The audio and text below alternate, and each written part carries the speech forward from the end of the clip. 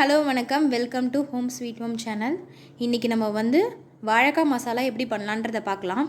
அதுக்கு தேவையான பொருட்கள் 2 வாழைக்காய் கட் பண்ணி வச்சுருக்கேன், வெங்காயம் 1 சாப் பண்ணி வச்சுருக்கேன், டொமேட்டோ 1 சாப் பண்ணி வச்சுருக்கேன், 10 பூண்டு பல் எடுத்து வச்சுருக்கேன், 1 டீஸ்பூன் சோம்பு எடுத்து வச்சுருக்கேன், தேவையான அளவுக்கு குழம்பு மிளகாய் தூள் எடுத்து வச்சுருக்கேன். இப்போது நம்ம அந்த வெங்காயம், தக்காளி, பூண்டு, சோம்பு இது எல்லாத்தையும் ஒரு மிக்சி ஜாரில் போட்டு ஒரு ஃபைன் பேஸ்ட் பண்ணிக்கலாம்.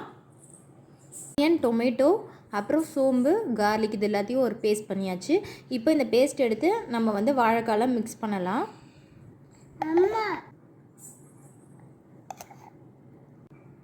இப்போ இந்த பேஸ்ட் இதில் போட்டாச்சு, இதை மிக்ஸ் பண்ணிக்கலாம்.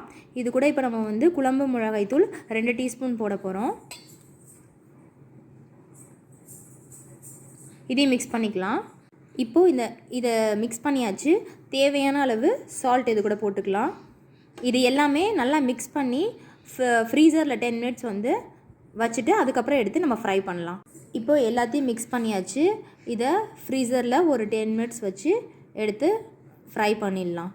இப்போது நல்லா மசாலாலாம் அதில் இறங்கியிருக்கும், ஓரளவுக்கு ஊறியிருக்கும். இப்போ நம்ம ஆயில் ஊற்றி வறுக்க ஆரம்பிச்சிடலாம். இப்போ பேன் அடுப்பில் வச்சாச்சு.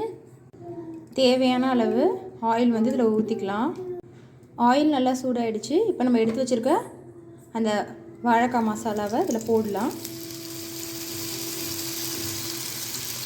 இது ரொம்ப டேஸ்ட்டாக இருக்கும். சாம்பார் சாதத்து கூட, தயிர் சாதத்து கூட, ரச சாதத்து கூட ரொம்ப நல்லாயிருக்கும்.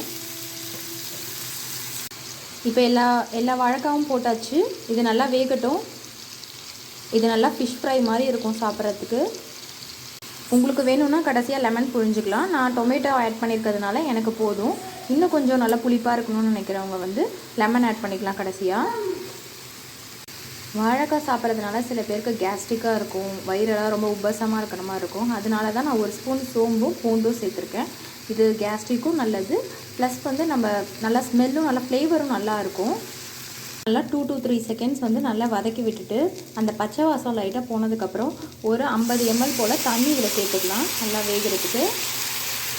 அப்போ தான் நல்லா சாஃப்டாக குக் ஆகும். வாழைக்காய்க்குள்ளே நல்லா மசாலாலாம் இறங்கியிருக்கு, நல்லா கிறிஸ்பியாகவும் இருக்குது. இதை பவுலில் நம்ம ட்ரான்ஸ்ஃபர் பண்ணிடலாம். இப்போது நம்ம கிறிஸ்பியான வாழைக்காய் மசாலா ரெடி. இந்த ரெசிபி உங்களுக்கு பிடிச்சிருந்தால் லைக் பண்ணுங்கள், ஷேர் பண்ணுங்கள். நம்ம சேனல் ஹோம் ஸ்வீட் ஹோம் சேனலில் சப்ஸ்கிரைப் பண்ணுங்கள். தேங்க்யூ, பாய்.